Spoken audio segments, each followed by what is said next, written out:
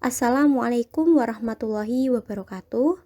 Perkenalkan, nama saya Rahmawati Eka Dewi, NIM A4 2018-0008, kelas 6A. Di sini saya akan menjelaskan mengenai jawaban dari beberapa pertanyaan dalam ujian tengah semester evolusi. Nah, di pertanyaan pertama ini yaitu beberapa teori evolusi itu tidak sesuai dengan keyakinan kita. Namun mengapa kita sebagai seorang muslim tetap harus belajar evolusi? Sebagai seorang muslim itu tetap harus belajar evolusi, padahal beberapa teorinya itu tidak sesuai dengan keyakinan kita. Nah, teori yang tidak sesuai ini contohnya yaitu bahwa manusia itu berasal dari kera. Tentu saja sangat bertentangan dengan perspektif Islam. Nah, teori ini bisa kita jadikan suatu ilmu atau wawasan, namun tidak untuk kita yakini sepenuhnya. Lalu, dengan mempelajari evolusi ini, bisa untuk menambah wawasan atau pengetahuan kita. Nah, kan pada dasarnya manusia itu kan selalu berpikir. Nah, dengan adanya evolusi ini, secara tidak langsung kita itu akan berpikir bagaimana toh suatu evolusi itu dapat terjadi, bagaimana mekanismenya seperti itu. Nah, sebagai seorang muslim, tentunya kita harus bisa memilah-pilah mana yang memang merupakan suatu fakta dan ada dasar kebenarannya, dan mana yang hanya sebuah teori. Karena tidak bisa dipungkiri, memang beberapa hal yang terjadi dalam kehidupan ini itu bisa dijelaskan dengan teori evolusi, dari hal-hal makrokosmis yang besar hingga hal-hal makrokosmis terkecil. Nah, poin selanjutnya yaitu proses penciptaan alam semesta dalam Al-Quran itu dijelaskan melalui teori Big Bang ini. Contohnya dalam surat Al-Anbiya ayat 30 bahwa langit dan bumi awalnya bersatu sekitar 12-20 miliar tahun yang lalu.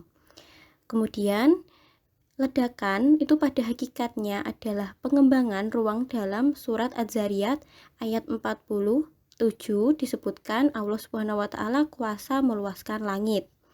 Nah, bisa diambil kesimpulan bahwa sebenarnya evolusi dan juga pandangan Islam ini itu nanti bisa saling melengkapi. Pertanyaan selanjutnya yaitu mengenai pengertian evolusi dan apa maksud pernyataan evolution as theory and fact. Nah, pengertiannya dahulu. Evolusi merupakan perubahan makhluk secara berangsur-angsur sesuai dengan perubahan zaman. Atau bisa juga dikatakan evolusi merupakan perubahan struktur tubuh makhluk hidup yang berlangsung secara perlahan-lahan dalam waktu yang sangat lama.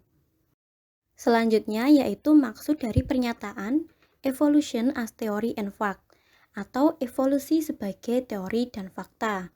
Nah, terkadang itu timbul kebingungan apakah evolusi itu teori atau fakta. Nah, sebenarnya evolusi itu adalah kedua-duanya. Jadi tidak bisa kita salahkan 100% atau kita benarkan 100% juga. Harus ada yang bisa dipilih-pilih mana yang teori dan mana yang fakta. Evolusi itu bisa dikatakan sebagai teori itu kalau membahas tentang bagaimana mekanismenya atau prosesnya evolusi itu terjadi. Nah, pemahaman kita tentang proses ini selalu berubah. Misalnya yaitu burung finch berubah berdasarkan jenis makanannya. Selanjutnya yaitu evolusi juga merupakan sebagai fakta, itu memang benar karena ada sejumlah besar bukti yang tentang kemunculannya tak terbantahkan bahwa kehidupan di muka bumi ini mengalami proses perubahan. Makhluk hidup pada zaman tertentu dengan yang sekarang itu berbeda, sehingga perubahan itu nyata adanya. Nah, sehingga bisa dikatakan evolusi sebagai fakta tersebut karena didukung oleh bukti-bukti bahwa makhluk hidup memang berubah. Pertanyaan selanjutnya yaitu mengenai proses evolusi makhluk hidup itu melibatkan 5 mekanisme utama yaitu mutasi, rekombinasi gen, gene flow, genetic drift, dan seleksi alam. Nah, bagaimana kelima mekanisme tersebut bekerja dan dapat menjadikan populasi makhluk hidup dapat mengalami perubahan seiring berjalannya waktu atau dengan kata lain berevolusi.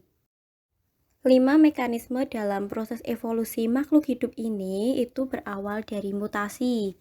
Nah, pengertian dari mutasi ini yakni perubahan sekuens atau urutan DNA baik di tingkat gen maupun kromosom. Nah, perubahannya tersebut bisa berubah secara fenotipnya untuk keturunan berikutnya. Contohnya, ketika suatu populasi, misal suatu populasi serangga itu 100% warnanya hijau semua. Nah, lalu ada anaknya yang berwarna coklat.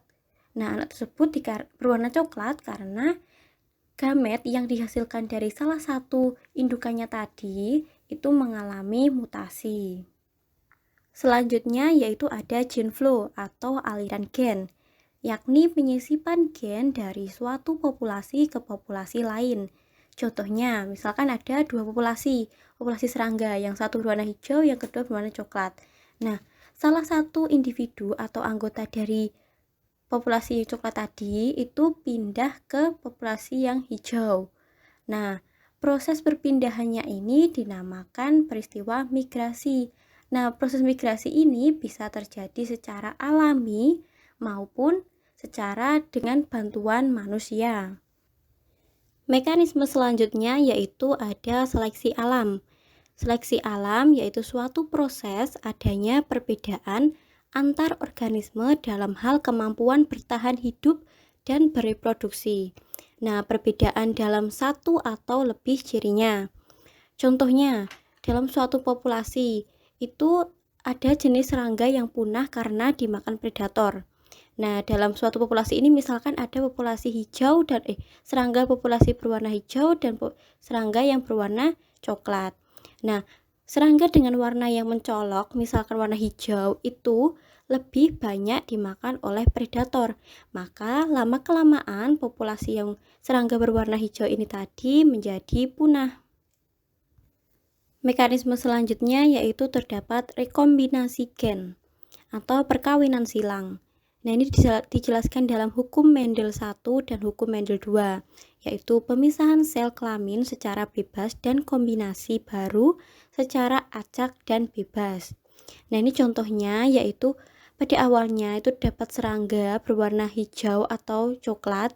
Nah, ini serangga ini dikombinasi ulang, lalu muncul kombinasi gen 50% hijau dan 50% coklat, atau bisa dikatakan tersusun ulang melalui mekanisme persilangan tadi. Mekanisme yang terakhir yaitu ada penyimpangan genetik. Penyimpangan genetik ini adalah suatu proses di mana terjadi perubahan acak terhadap sejumlah satu atau lebih sifat terwariskan di dalam populasi. Nah, contohnya yaitu pada awalnya ada populasi itu dua macam kumbang berwarna coklat dan hijau, lalu terjadi non-random mating dan menghasilkan keturunan berikutnya yang komposisi perbandingan genetiknya berubah. Nah, komposisi perbandingan genetik yang berubah ini bisa dikatakan sebagai suatu pergeseran atau penyimpangan genetik. Cukup sekian yang dapat saya sampaikan. Kurang dan lebihnya saya mohon maaf, semoga dapat bermanfaat. Wassalamualaikum warahmatullahi wabarakatuh.